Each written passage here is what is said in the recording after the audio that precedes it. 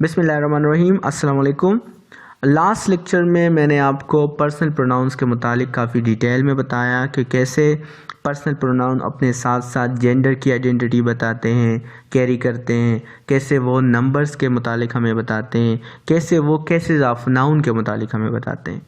तो आज हम उन्हीं के टाइप्स जो हैं, जो 3 केसेस हैं वो पढ़ेंगे। आज का जो हमारा टॉपिक है वो है cases of pronounce. First question तो ये बनता है कि व्हाट इज केस। केस कहते किसे? तो case refers to the form of a pronoun which it takes according to its function in a sentence. Case हम किसे कहेंगे? केस एक सेंटेंस में एक प्रोनाउन के उस फॉर्म को कहते हैं जिस फॉर्म में वो फंक्शन करता है सेंटेंस में। फॉर एग्जाम्पल, मैंने आपको लास्ट लेक्चर में भी एक मिसाल दी थी कि Hasan is my friend, he is very polite and I like him.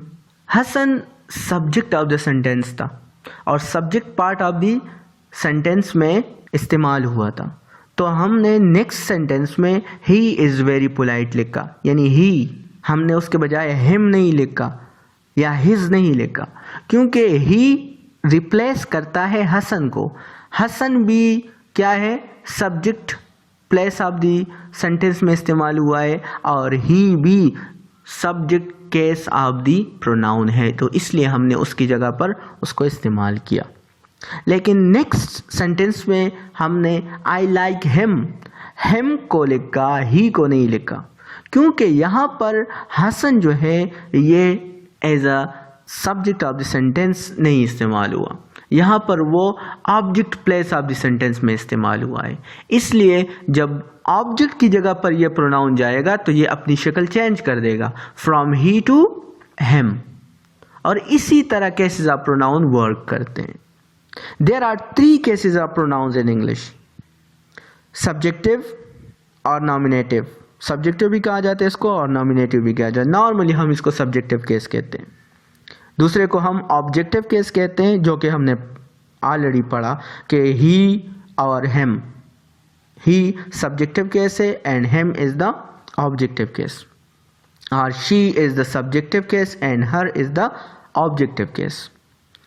And third जो केस ऑफ द प्रोनाउन है वो है possessive case of the pronouns. आगे जाकर हम इनको तफसील से पढ़ेंगे। अच्छा, फर्स्ट हम subject case of the pronoun पढ़ते हैं।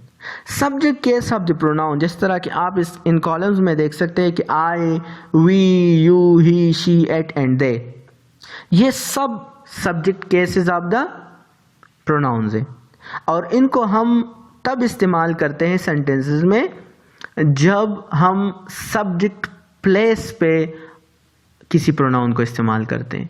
अगर सब्जेक्ट क्या है? फर्स्ट पर्सन प्रोनाउन है और वो सिंगुलर है तो हम आई इस्तेमाल करेंगे, लेकिन अगर सब्जेक्ट प्लूरल है और वो है फर्स्ट पर्सन प्रोनाउन तो हम फिर आई के बजाय वी इस्तेमाल करेंगे। इसी तरह अगर सब्जेक्ट सिंगुलर है लेकिन वो सेकंड पर्सन को रेफर कर रहा है तो हम वहाँ पर यू इस्तेमाल करेंगे। अब इसका सिंगुलर और प्लूरल फॉर्म सेम ही है तो हम दोनों में यू इस्तेमाल करेंगे। इसी तरह फिर थर्ड पर्सन आता है, तो अगर सब्जेक्ट सिंगुलर है और उसका जेंडर क्या है? मैस्कुलिन है, तो उसके लिए हम ही इस्तेमाल करेंगे। इसी तरह अगर सब्जेक्ट सिंगुलर है मगर उसका जेंडर फेमिनिन है तो हम उसके लिए subject case of the pronoun she इस्तेमाल करेंगे। और अगर सब्जेक्ट सिंगुलर है लेकिन वो न्यूटर है मगर बेजान है, जिस तरह कि मैंने आपको जेंडर नाउन्स में बिल्कुल तफसील के साथ बताया था कि what are neuter gender nouns, उसमें बेजान भी आता है और कुछ ऐसे जानदार भी आते हैं जिनको हम कोई जेंडर नहीं देते, जैसा कि ट्री या प्लांट्स, उसको भी हम इट से ताबीर करते हैं लैंग्वेज में।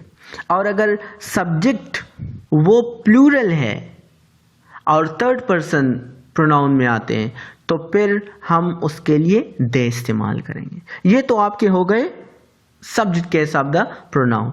इसी तरह अगर यही सब्जेक्ट, ये जो आई है, ये अगर object place of the sentence में आता है तो फिर वहां पर आई से मी बनेगा। जिस तरह मैंने आपको मिसाल के तौर पर बताया था कि आई लाइक हिम, यहाँ पर आई के subject place of the sentence में आया है, लेकिन अगर यही I at the end of the sentence आ जाए तो फिर हम क्या कहेंगे, फिर हम कहेंगे he is liked by me. हम ये नहीं कह सकते कि he is liked by I, क्योंकि ये अब object place of the sentence में आ रहा है, तो हम वहाँ पर इसके केस को चेंज कर देंगे फ्रॉम आई टू मी। और इसी तरह ये बाकी भी, यानी they like him, so he is liked bye them, तो ये दे दिम में चेंज हो जाएगा। इसी तरह ही हिम में, शी हर में, और वी अस में, और यू और एट का कोई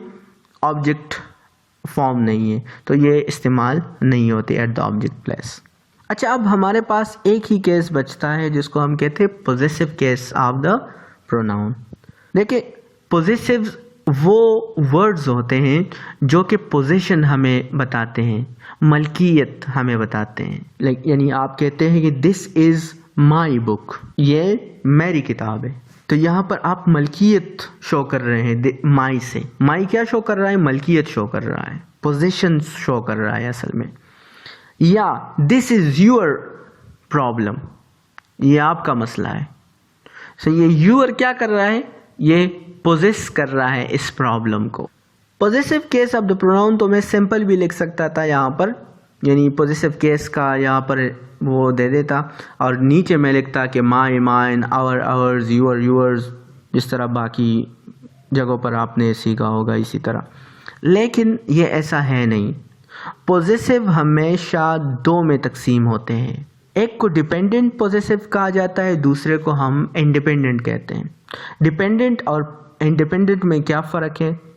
तो डिपेंडेंट पोजेसिव वो होते हैं जो कि नाउन से पहले आते हैं एक सेंटेंस में, और इंडिपेंडेंट वो होते हैं जो कि नाउन की जगह इस्तेमाल होते हैं। ये दो अलग चीज़ें हैं। इंडिपेंडेंट जो होते हैं ये नाउन की जगह इस्तेमाल होते हैं, जबकि डिपेंडेंट नाउन से पहले इस्तेमाल होते हैं। कैसे? कि दिस इज़ माई बुक, सो ये माई क्या कर रहा है? ये बुक से आगे इस्तेमाल हुआ है, बुक को पोजेस कर रहा है, एज ए डिटर्मिनर काम कर रहा है। जबकि दिस बुक इज़ माइन, यहाँ पर ये एज ए डिटर्मिनर काम नहीं कर रहा है, ये इंडिपेंडेंट अपनी जगह इस्तेमाल हुआ है। तो माई और माइन में फ़र्क है, इसी तरह और आवर्स में भी फ़र्क है, यूर एंड यूर्स में भी फ़र्क है।